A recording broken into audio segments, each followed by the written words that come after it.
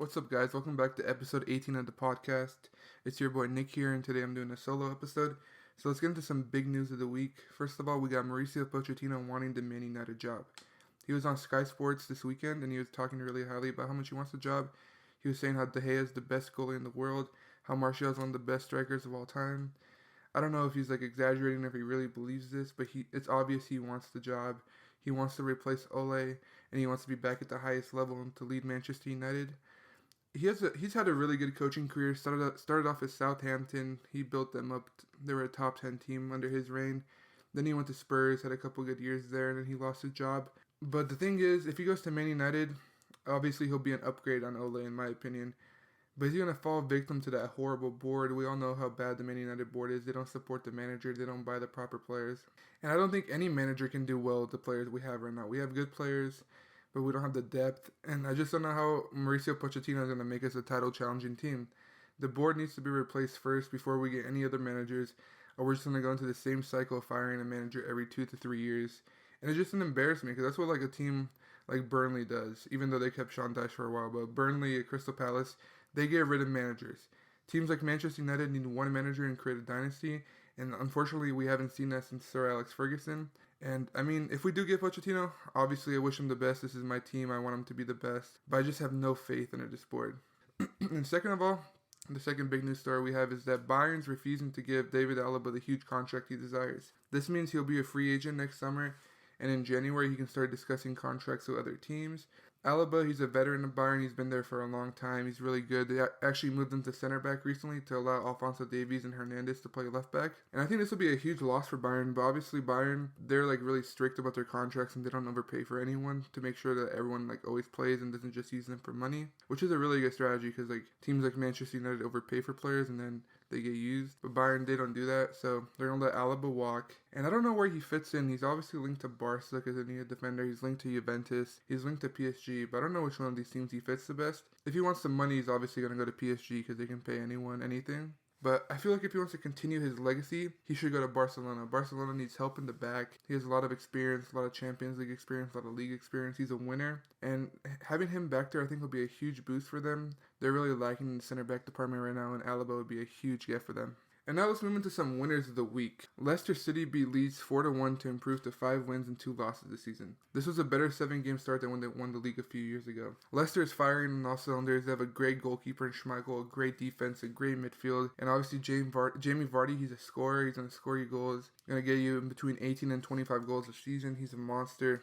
And Leicester, they held Leeds to 1 goal. Leeds has a high-powered attack. I'm really impressed with what I'm seeing with Leicester this year. And as unpredictable as the Premier League is this year, Leicester might be able to win another league. Obviously, I put teams like Man City, Liverpool, and Tottenham ahead of them in my predictions, but the way Leicester's playing, if Jamie Vardy can stay fit and continue bagging the goals, Schmeichel can continue making saves, and that midfield can keep playing good box-to-box play, Leicester's a real contender this year, so keep an eye out on them. And then my second winner of the week is Chelsea. They beat Burnley, which isn't that big of a deal, but the big deal for me is they got their 4th clean sheet in a row. 2 in the Champions League and then 1 against Man United last week. At the beginning of the season, Chelsea was leaking in goals. Their defense looked horrible. But now that Thiago Silva got fit and they brought in Edouard Mendy, the goalkeeper, they look really solid in the back. Clean sheets aren't easy to get, and they got 4 in a row. And I'm really impressed with what I'm seeing with Chelsea. And it looks like they bought Frank Lampard some time. Just a few weeks ago, he was in the hot seat. But now he has time to continue building his philosophy with these players. And my third winner of the week is actually 2 winners in one. It's Zlatan Ibrahimovic and AC Milan. Zlatan, he's 39 years old, and he scored a bicycle kick to help AC Milan to improve to 5 wins and 1 draw. Zlatan, he's not human. 39 years old, scoring goals, backing goals, and even bicycle kicks. He's so athletic. It's not seen at this age unless you're a god like Zlatan says he is. It is really unbelievable what he's doing. AC Milan is first in the Serie A. I think they're on a 20-game unbeaten streak in all competitions. This is wild for me. They're looking great, and I just hope to continue. AC Milan, legendary club. They've fallen off. But now seeing Zlatan bring them back is giving me goosebumps, honestly, and I hope they keep on going. And then my last winner of the week is the one and only Cristiano Ronaldo. He missed the last 3-4 games with COVID, but now he came back. Off the bench, he scored a brace. scored 1 goal like with his first touch. And the legend's back on play. Teams should be worried. AC Milan should be worried. Teams in the Champions League should be worried. Ronaldo, even though he's up there in age, he runs this team. Juventus isn't the same without him. And now that he's back and bagging goals like he always does, Juventus again is a threat. They just gotta secure that defense a little bit and play like better possession and team ball, and they'll be solid. The last few games, if they've lost and dropped points to teams they shouldn't, but I see this changing with Cristiano Ronaldo being back. And now let's get into some losers of the week. Some of these losers are really disappointing me. They've been having disappointing seasons, and first of all, probably the biggest disappointment in my eyes this season, Barcelona. They dropped points again. They tied 1-1 with Deportivo Alavés. And Deportivo Alavés, they're a decent team, but Barcelona should be Barcelona. They should be beating almost everyone, and they didn't get 3 points here. And they actually have only 8 points from 6 games this season. That's a really horrible ratio for Barcelona. Probably unheard of in the last 10-15 years since Messi's been there that they've started this bad. But the only positive in this game was that Griezmann found the back of the net.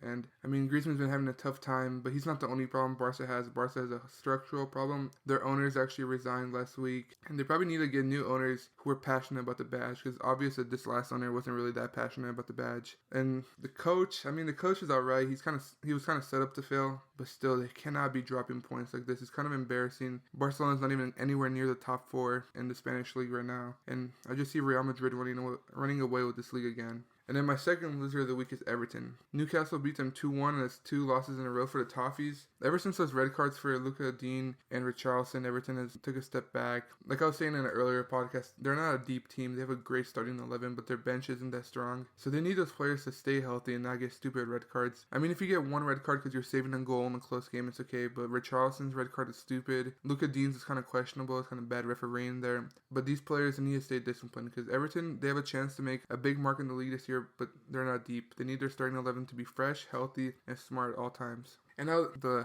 loser of the week I'm the most disappointed about, Manchester United and Paul Pogba. Manchester United lost 1-0 to Arsenal at home at Old Trafford, and it was just a horrible game. Manchester United looked clueless. They were trying to play a 4-4-2 diamond against a 3-5-2, and Arsenal were just using their width to their advantage. They were making Man United run like chickens without their heads, and it just never looked like Man United was going to score. Greenwood had 1 chance in the first half, but it was from a tight angle, and it looked like Man United was just hanging on for a 0-0 game, get a point, and escape. But then Paul Pogba, he's tracking Bellerin. Bellerin's in the corner of the box. No one to cross to, no angle to shoot, and then Pogba fouls him. Gives up a stupid penalty, and then Aubameyang buries it. Such a disgraceful performance from Man United. They haven't won a home game in the Premier League all season. They're just a road team now. They're winning road games, which I can't blame them, because it's a really hard thing to do. But at home, they're dropping so many points, and it's embarrassing. They've lost to Crystal Palace, Spurs, and Arsenal all at home. And to be a good team in the Premier League, you need to win your home games. To be a good team anywhere in Europe, you need to win your home games. You got to make your stadium a fortress,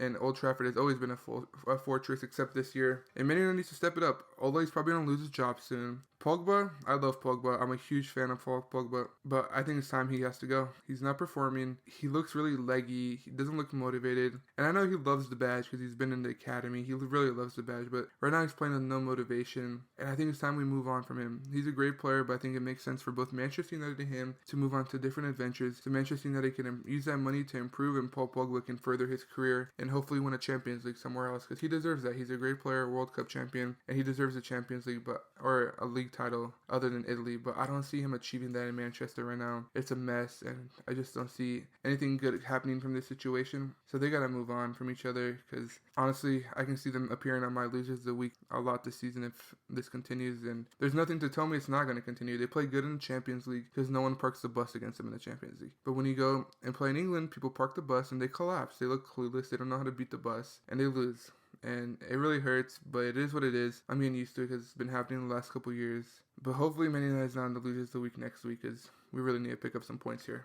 And next up, let's go to the fantasy players of the week. My first player of the week is not really a player, it's a group of players. It's any Chelsea defender. The team has gotten 4 clean sheets in a row, like I said earlier, and they look really reliable to get you points from the back right now in fantasy. Getting clean sheets is really valuable in fantasy because there's very few teams that get a clean sheet a week. So if you have a player who does, or a group of players who get a clean sheet, it puts you away from the people in your league and it gives you a boost, and that's like really strong for your fantasy performance. So I'd recommend looking at any Chelsea defender or at the goalkeeper Edouard Mendy. And my second fantasy player of the week is Jack Grealish. He got 2 assists and a goal this weekend for 15 points. This is very solid production for a player on an average team like Aston Villa. And it's not the first time he did this season, so he's really reliable. And he also takes their pens, I believe. So Grealish will always get you some points. And then my third fantasy player of the week, this one was really surprising for me. James Ward-Prowse. He had 2 goals and 1 assist against Aston Villa, and he was also man of the match to secure some bonus points. So he ended the game with 17 fantasy points. This is a great production for a box-to-box midfielder who isn't known for scoring goals or getting assists. He's a free kick specialist, which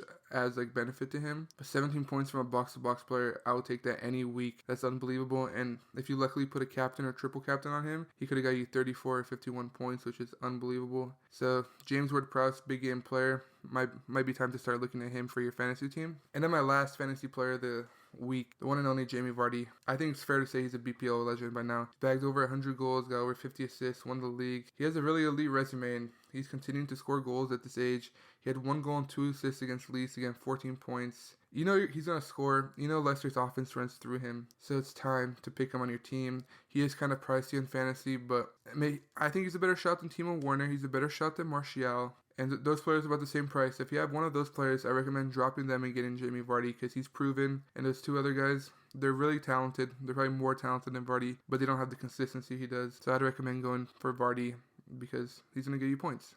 Now let's move on to my Champions League games of the week. So first of all, I have Real Madrid versus Inter. Must-win game for both teams. Both teams have dropped points against teams they shouldn't have dropped points against. Real Madrid especially, they have 1 loss and 1 draw, which is really embarrassing considering who they've played. They played Shakhtar Donetsk and Borussia Mönchengladbach. They need to win both these games. And they're coming off some good form in the league, so I expect them to beat Inter. But if they don't, Zinedine Zidane might be in the hot seat. Real Madrid really takes their Champions League success really seriously. The board, the president, they all want to be European champions again. And if Zidane's not going to come out the group, they're going to make a change no matter how good he's doing in the league, in my opinion. And then my second game of the week is Atalanta versus Liverpool. This is the first time we're going to see Liverpool versus an elite team without Van Dijk, especially an elite offense. Atalanta can score goals, they can bag goals against anyone. And how is Liverpool going to hold this attack with Fabinho and Joe Gomez most likely in the back? It's going to be a really interesting story. Really high-scoring game, probably in my opinion. Can't wait to see it. Can't wait to see the highlights, all the goals. And Liverpool, to win this game, I believe they're going to have to outscore Atalanta and go all out. So hopefully we see a really fast-paced, open game.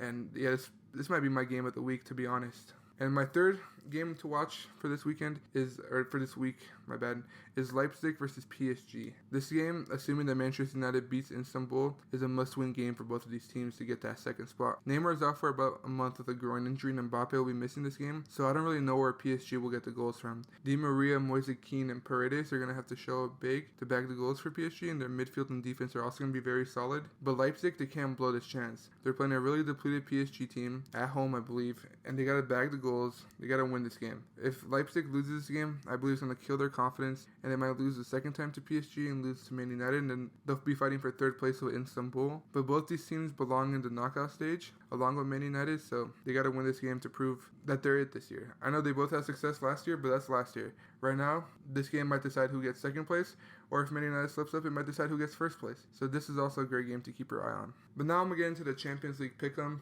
This is basically where quick fire. I see the games. I pick the team that's going to win, and I give you guys the scoreline. So first off, I'm going to start with Lokomotiv versus Atletico. Atletico is the road team in this game, but I think Atletico is going to win this one 3-1. Salzburg versus Bayern. Bayern's the road team, and I have to go with the road team again. I say Bayern's going to win this one 2-0. Shakhtar versus Mönchengladbach. I see a 1-1 draw here. Real Madrid versus Inter Milan. I'm going to have to go Real Madrid 3, Inter Milan 2. A goal fest in this one. Porto versus Marseille. This is a very interesting game. I feel like both teams are really balanced. But I have to go with Porto because they're at home. 2-1 Porto. Man City versus Olympiacos. Man City's playing at the Etihad. I have to go Man City 3, Olympiacos 0. Atlanta versus Liverpool. Talked about this game a little earlier, how I expect it to be high scoring. So I'm going to go Atlanta 3, Liverpool 2. Midtjylland versus Ajax. Ajax is a depleted roster. 11 or 12 of their players have COVID. So I'm actually going with an upset here. Midtjylland 2, Ajax 1. Chelsea at home versus Rennes. Edouard Mendy versus the old team, maybe. If he plays, maybe it might be Kepa to give some rotation. But either way, I see Chelsea winning this by a score of 2-0. Sevilla versus Krasnodar. This might be a tricky game for Sevilla, so I'm going to go with a draw, 2-2. Zenit St. Petersburg versus Lazio. You never know what to expect from either of these teams. Whenever you think they're going to win, they lose. Whenever you think they're going to lose, they win. So I'm going to go with a 2-2 draw on this one as well. Bruges at home versus Dortmund. This is also a great game. But you can't really bet against Dortmund. Haaland's bagging the goals. Haaland scored in almost every game they played. So I'm going to go Dortmund 3, Bruges 1. Barca versus Kiev. This game's at home for Barca. They don't got to make that Eastern Europe trip to Ukraine. So I'm going to go Barca 3, Kiev 1. Ferencváros hosting Juventus. I'm assuming Ronaldo's going to be back in the 11, and Juventus is going to win this by a score of 4-0. Istanbul versus Manchester United. Man United has to travel to Turkey, which is never an easy trip. But I'm going to go Manchester United 3, Istanbul 1. And then Leipzig versus PSG. This is a tough one. Tough one to predict. I really don't know how to go with this one, but I'm going to go with my gut feeling. Leipzig 2, PSG 1. That's my Champions League pick'em, guys. Please enjoy all the Champions League games this week. Please enjoy the European competitions this weekend. All the leagues are going to be back in action. And please stay safe out there. It's election day in America. Please stay safe no matter what happens. And please have a great day. Thank you guys for watching.